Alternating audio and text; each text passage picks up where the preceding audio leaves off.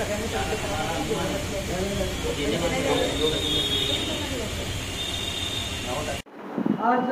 भारतीय बौद्ध महासभेने आज नागपूर इथे पत्रकार परिषद घेण्यात आली आहे. मान्यवर सर आहे, जाणून घेऊया आज पत्रकार परिषद घेण्याचा मेन उद्देश काय होता, तर आपण परिषदेला सांगा मला. जय भीम, नमो बुद्धाय. मी इंजिनियर पद्माकर गणवीर, राष्ट्रीय संघटक, भारतीय बौद्ध महासभा. आम्ही भीमरावजी यशवंतराव आंबेडकर साहेब जे भारतीय बौद्ध महासभेचे कार्याध्यक्ष आहेत, त्यांच्या नेतृत्वाखाली गेल्या मे 2024 पासून दीक्षाभूमीच्या विद्रुपीकरणाच्या विरोधामध्ये भारतीय बौद्ध महासभा, समता सैनिक दल आणि आमच्या सर्व मित्र संघटना आणि नागपूर महानगरामधले सर्व युवक युवती मिळून स्मारक समितीचे जे मंडळी आहे, स्मारक समिती कमिटी आहे, त्यांच्या बरोबर वारंवार चर्चा घडवून आणून देखील त्या लोकांनी जनतेला रिस्पॉन्स दिला नाही. जनतेच्या भावना ज्या काही व्यक्त करीत होते त्या भावनांचा आदर केला नाही. त्याच्यामुळे त्यांनीच बोलावलेल्या 1 जुलैच्या सभेला नागपूर आणि परिसरामधील सर्व आंबेडकरी जनतेने प्रचंड उपस्थितीमध्ये स्मारक समितीच्या सर्व मान्यवरांना, अध्यक्ष सचिवांना बार विनंती करूनही की भाई दीक्षाभूमीचा हा जो खोदकाम करत आहात त्या खोदकामाला स्थगिती द्या, परंतु ते स्थगिती देत नव्हते. ते कुठलेही म्हणजे पब्लिकच्या समोर यायला पाहत नव्हते. त्याच्यामुळे प्रचंड आक्रोश निर्माण झाला आणि तो आक्रोशापोटी त्यांना सरते शेवटी जनतेच्या समोर येऊन हे सांगावं लागलं की हा जो बांधकाम सुरू आहे, हा खोदकाम सुरू आहे, ह्या बांधकामाला आजपासूनच स्थगिती देत आहोत. त्यांनी स्थगिती दिली आणि त्या स्थगितीमुळे लगेच महाराष्ट्र शासनाचं अधिवेशन चालू होतं विधानभवनामध्ये. विधानभवनामध्ये देखील नागपूरच्या दीक्षाभूमीवरील जन आंदोलनाचे पडसाद गेलेत आणि त्या विरोधी पक्षनेते वडेट्टीवार आणि त्यांच्या चमूने दीक्षाभूमीवर जो आंदोलन सुरू आहे त्या आंदोलनाची म्हणजे धग संपूर्ण महाराष्ट्रावर पोहोचू शकते ह्याच्यासाठी विधानभवनामध्ये, विधानसभेमध्ये हा मुद्दा उपस्थित केला. आणि सत्तारूढ पक्षाचे जे नेते आहेत, मुख्यमंत्री, उपमुख्यमंत्री, यांना देखील ते नागपूरच्या जन आंदोलनाचा जो हे आहे रेट आहे तो लक्षात आल्यामुळे त्यांनी लगेच 1 जुलैलाच मुंबई येथे डिक्लेअर केलं की हा जो काही खोदकाम आहे हा जनतेच्या भावनेच्या विरोधात असल्यामुळे आजपासूनच त्या कामाला स्थगिती देण्यात आहे. भूमीवर यांनी स्थगिती दिलं आणि लगेच आम्ही NMRDA आणि महाराष्ट्र शासन, नागपूर जिल्ह्याचे पालकमंत्री यांच्याबरोबर आम्ही चर्चा केली. त्यांनी जनतेची भावना जी होती ते लक्षात घेऊन त्यांनी अपील देखील केली NMRDAच्या चेअरमनला की हे काम लवकरात लवकर सुरू करा. आणि NMRDAच्या चेअरमनला जेव्हा भारतीय बौद्ध महासभा आणि मित्र संघटनांचा शिष्टमंडळ भेटायला गेला त्यावेळेस सर्व शिष्टमंडळांच्या उपस्थितीमध्ये जनतेला सांगितलं की 20 सप्टेंबरपर्यंत हा जो खोदलेला काम आहे 1 लाख स्क्वेअर फीटमध्ये जो काही एक्स्कॅव्हेशन झालेला आहे त्या एक्स्कॅव्हेशनला आम्ही 20 सप्टेंबरपर्यंत बुजवण्याचं कार्य करू. परंतु आता गेल्या 8 दिवसापासूनची परिस्थिती अशी आहे की त्याच्याकडे शासन प्रशासनाचे अधिकारी डोळे झाक करीत आहेत की काय असं वाटायला लागलं.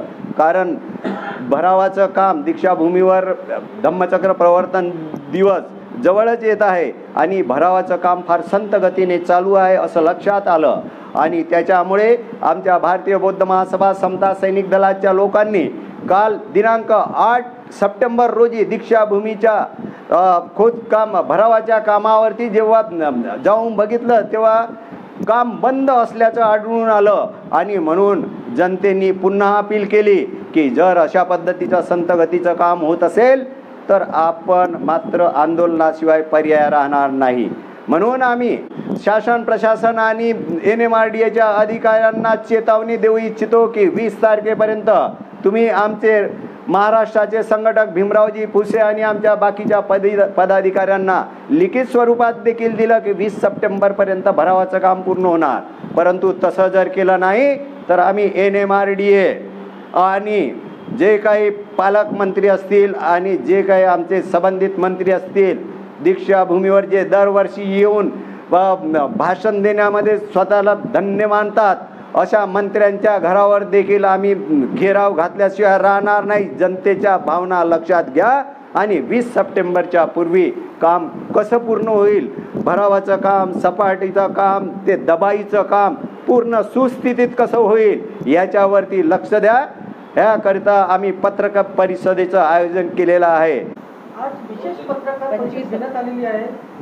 मान्यवर साहेब, आपण जाणून घेऊया.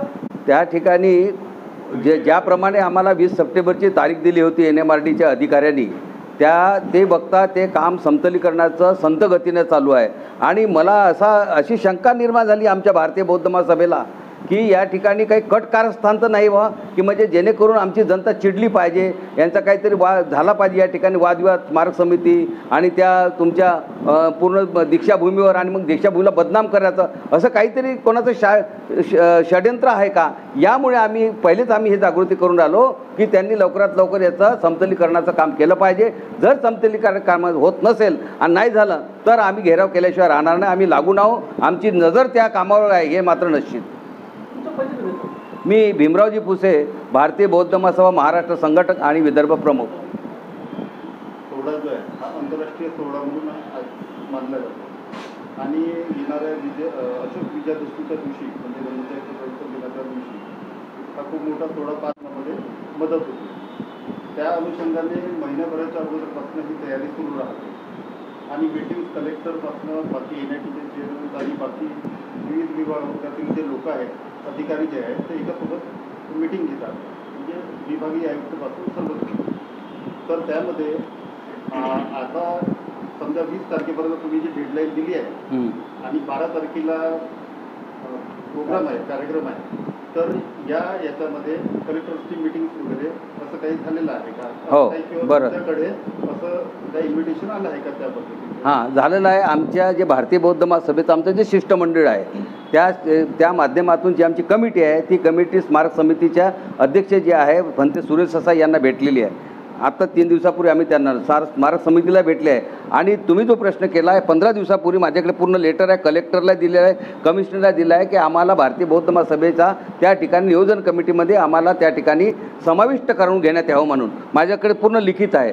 आणि म्हणून ते आताही ज्या पद्धतीनं आमचं मागणी चालू आहे की यावर्षी भारतीय बौद्ध महासभेच्या वतीने तो सोहळा पार पडला पाहिजे, त्यामध्ये जर कमिटी निर्माण झाली तर आम्ही निश्चितच त्या ठिकाणी राहू, याच्यात शंका नाही. आणि आमचे जे भारतीय बौद्ध महासभेचे कार्याध्यक्ष आहे डॉक्टर भीमराव आंबेडकर, ते देखील त्या कार्यक्रमाला उपस्थित राहणार आहेत. आज विशेष पत्रकार परिषद घेण्यात आली होती. त्या पत्रकार परिषदेमध्ये काही महत्त्वपूर्ण मुद्दे ठेवले आहेत. मान्यवर मॅडम, आपण जाणून घेऊया विशेष पत्रकार परिषद का घेण्यात आली आहे. बरं, आपण परिषद. मी सुधा मेश्राम, भारतीय बौद्ध महासभा नागपूर जिल्हा महानगर संघटिका.